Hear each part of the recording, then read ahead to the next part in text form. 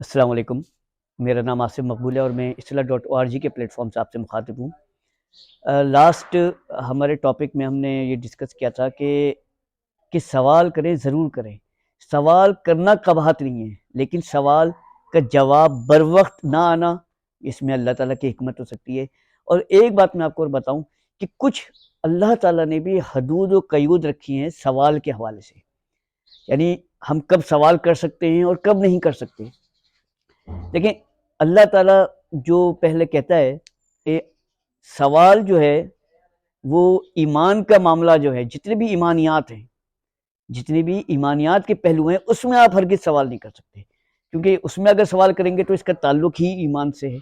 کہ میں ایمان لایا، یعنی میں ایمان لایا کہ فرشتوں کے جو ہے وہ 40,000 پر ہوں گے یا 80,000 پر ہوں گے، تو اس پہ میں اگر سوال اٹھانا شروع کر دوں کہ 80,000 پر ہوں گے تو کیسے ہوں گے، پھر تو اڑتے بھی ہوں گے فرشتے، پھر تو یہ بھی ہوگا وہ بھی ہوگا۔ دراصل اللہ تعالیٰ نے کچھ چیزیں مخفی رکھی ہیں، یا یوں سمجھ لیں کہ وہ اب اس کی حکمت کی وجہ سے مخفی اس لیے ہیں کہ وہ آیات متشابہات ہیں، تشبیہ والی آیات، یعنی تشبیہ والی آیات جیسے کہ قرآن مجید کے اندر ہے کہ دو قسم کی آیات، ایک محکمات اور ایک متشابہات، اور متشابہات آیات وہ ہیں جو تشبیہ والی ہیں۔ یعنی مثال کے طور پہ اگر آج سے 100 سال پہلے کوئی شخص یہ بتانا چاہے کہ انرجی سیور جو ہے وہ کیسا ہوگا، تو اس دور میں انرجی سیور کا تو تصور ہی نہیں تھا، لالٹینوں کا تصور تھا، تو اس دور میں کیسے بتائے گا کوئی شخص؟ تو ظاہر بات ہے ایسے ہی بتائے گا کہ کچھ کمکمے ہوں گے، کچھ ایسے چراغ ہوں گے جو دیواروں کے اوپر لگے ہوئے ہوں گے کہ ہاتھ مارو گے تو جل جائیں گے، ہاتھ مارو گے تو بجھ جاؤ گے اور روشنی ختم ہو جائے گی۔ تو یہ بیسیکلی ایک تمثیل ہے۔ تو آج سے 100 سال پہلے جو ہے، اگر ہم یہ جاننے کی کوشش کریں کہ یہ انرجی سیور جو ہیں وہ کیا تھے، تو ظاہر بات ہے ایک تمثیل جو ہے وہ پیش کی جائے گی، یعنی یہ کہا جائے گا کہ ایسے چراغ ہوں گے جو 100 سال بعد جو ہے وہ دیواروں پہ آویزہ ہوں گے کہ جب بھی دیوار پہ ہاتھ مارے جائیں گے تو وہ جل جائیں گے، دیوار پہ ہاتھ مارے جائیں گے تو وہ بجھ جائیں گے۔ تو اب یہ جو تمثیل پیش کی گئی ہے انرجی سیور کی، جبکہ یہ حقیقت سے بہت دور ہے، لیکن 100 سال پہلے اگر کوئی شخص ان باتوں کو سمجھانا چاہتا تو وہ انہی الفاظ میں یا اس سے کچھ ملتے جلتے الفاظ میں ہی سمجھا پاتا۔ تو آیات تشبیہات بھی کچھ ایسے ہی ہوتی ہیں، یعنی ہم اس کا حقیقت میں تو جو ہے وہ ادراک نہیں کر سکتے۔ جیسے مثال کے طور پہ اللہ تعالیٰ احادیث میں آتا ہے کہ اللہ تعالیٰ فرماتے ہیں کہ میں ان کا ہاتھ بن جاتا ہوں جس سے وہ پکڑتے ہیں، میں ان کے پاؤں بن جاتا ہوں جس سے وہ چلتے ہیں، میں ان کا زبان بن جاتا ہوں جس سے وہ بولتے ہیں، میں ان کے کان بن جاتا ہوں جس سے وہ سنتے ہیں۔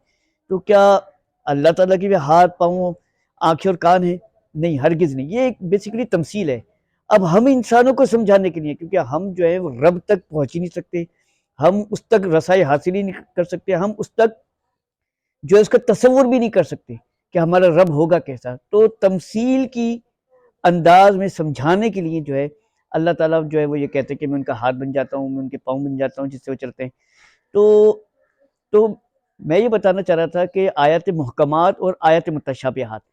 تو متشابہات کے حوالے سے اللہ تعالیٰ فرماتے ہیں کہ ان پہ وہی لوگ ان پہ غور و فکر کرتے ہیں جو گمراہ ہوتے ہیں، اور جو محکمات پہ ہوتے ہیں وہ کہتے ہیں کہ یہی وہ آیتیں ہیں جو بالکل حق ہیں، بالکل سچ ہیں۔ تو یہ جو آیات متشابہات ہیں یہ بالکل اسی مانند ہے کہ ایمانیات کا جو تعلق ہے وہ سارا کا سارا آیات متشابہات کے حوالے سے، یعنی فرشتوں کے پر ہوں گے تو کیسے ہوں گے، 80,000 ہوں گے تو شاید اگر پر اتنے ہوں گے تو وہ اڑتا بھی تیز ہوگا، یہ ساری متشابہات ہیں۔ تو اللہ تعالیٰ فرماتے ہیں کہ پہلا ایمان جو ہے، پہلا ایمان یعنی رسول پر ایمان لے آؤ اور اس کی کتاب پر ایمان لے آؤ، یعنی قرآن مجید کے اوپر لے آؤ۔ اس کے لیے تو وہ آپ کو دلیل دے گا اور وہ آپ کو قائل کرے گا، وہ ہر موقع پہ آپ کے اشکالات کو دور کرنے کی کوشش کرے گا۔ اور جب آپ کا ایمان اللہ کے رسول پر اور اس کی کتاب پر ہو جائے گا تو اس کے بعد آپ کو حکم ہے کہ اب ایسا کوئی سوال نہ کریں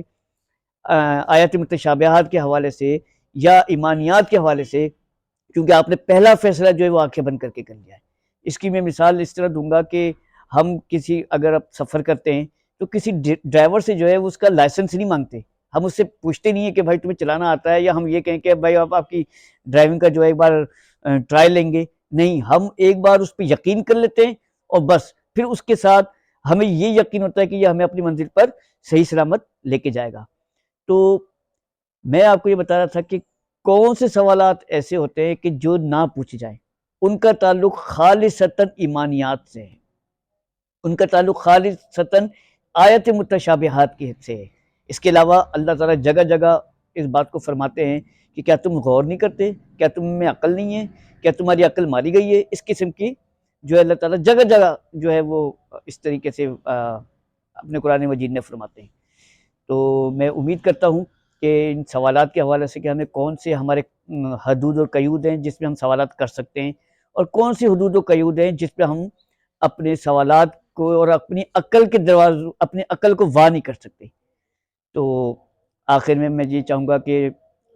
جو لوگ میرے چینل پہ نئے ہیں وہ میرے چینل کو سبسکرائب کریں،